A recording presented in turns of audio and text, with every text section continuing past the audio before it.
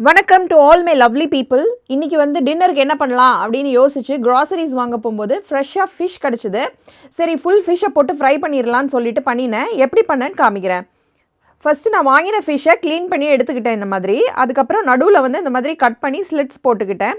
இந்த ஃபிஷ்ஷோட பேர் சீ ப்ரீம், அதாவது வெலை மீன்னு சொல்லுவாங்க நம்ம ஊரில். அந்த ஃபிஷ் தான் வாங்கியிருக்கு. இப்போ இதை ஃப்ரை பண்ணுறதுக்கு 1 ஸ்பூன் இஞ்சி பூண்டு விழுது. அதுக்கப்புறமா இந்த காஷ்மீரி சில்லி எப்போயுமே நான் பேஸ்ட் எடுத்து அரைச்சி வைப்பேன்.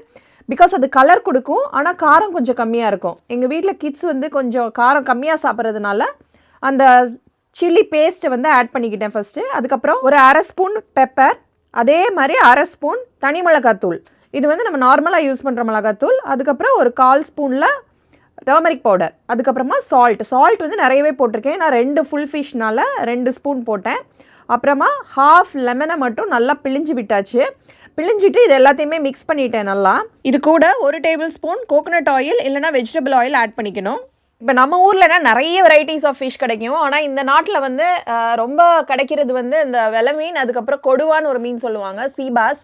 இந்த 2 மட்டும்தான் யூஸ்வலாக கிடைக்கும். இல்லை நம்ம ஊர் மீன் வாங்கணுன்னா ரொம்ப ட்ராவல் பண்ணி போய் தேடி வாங்கணும். ஸோ இன்றைக்கான இந்த வெலை மீன் இருந்தது. ஸோ அதனால் அதை வாங்கிட்டேன். இப்போது இந்த மேரினேஷன் எல்லாத்தையும் எடுத்து அந்த ஃபிஷ்ஷில் அப்படியே அப்ளை பண்ண வேண்டியதான்.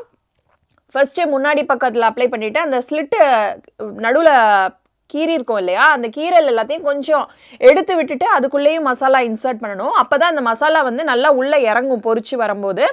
அப்புறம் அந்த நடுவில் க்ளீன் பண்ணுறதுக்காக நான் ஒரு கட் பண்ணியிருக்கேன். அதுக்குள்ளேயும் நல்லா அந்த மேரினேஷன் போட்டு தடவிடணும். அப்புறம் பின்னாடி திருப்பி எல்லா சைடும் நல்லா படுற மாதிரி ஃபுல்லாத்தையும் கவர் பண்ணிடணும். மேரினேட் பண்ண ஃபிஷ்ஷை நான் 1 hour அப்படியே விட்டுட்டேன். அதுக்கப்புறம் தான் அதை வறுத்தேன். அப்போ தான் மசாலா நல்லா இறங்கும்.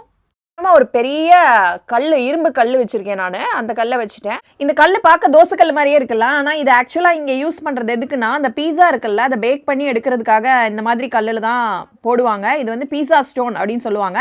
பட் நம்ம தோசைக்கும் இதே மாதிரி கல் தானே யூஸ் பண்ணுறோம். ஸோ எனக்கு மேட்ச் ஆகிடுச்சு. அதனால் நான் இந்த கல் தான் இப்போ மீன் பொரிக்கிறதுக்கு, பெரிய தோசை ஊற்றணும் அப்படின்னா அதுக்கு எல்லாம் யூஸ் பண்ணுவேன். ஸோ இந்த கல்லையே நான் ஃபிஷ்ஷை போட்டுட்டேன். இதை போடுறதுக்கு முன்னாடி கல்லில் 1 டேபிள் ஸ்பூன் எண்ணெய் மட்டும் நான் ஊற்றிருக்கேன். வச்சுட்டு மீனை போட்டாச்சு. ஃபஸ்ட்டு போட்ட உடனே ஒரு ஹை ஃப்ளேமில் நான் ஒரு 3 minutes வச்சுட்டு அதுக்கப்புறமா அதை மீடியம் ஃப்ளேமுக்கு டர்ன் பண்ணிட்டேன். ஏன்னா ரொம்ப ஹை ஃப்ளேம்லேயே வச்சு குக் பண்ணக்கூடாது மீனை. அந்த ஸ்கின்னு கீழே போய் ஒட்டிக்கும். அதனால் நான் எப்போயுமே ஒரு 2 minutes 3 minutes மட்டும் ஹை ஃப்ளேமில் வச்சுட்டு அதுக்கப்புறமா மீடியம் டு லோ ஆல்டர் பண்ணிக்குவேன். ஸோ இது ஒரு 10 minutes ஃபஸ்ட்டு முன்பக்கத்தில் வேக விட்டுட்டு அதுக்கப்புறமா திருப்பி போட்டு அதே மீடியம் ஃப்ளேமில் ஒரு 10 minutes விட்டேன்.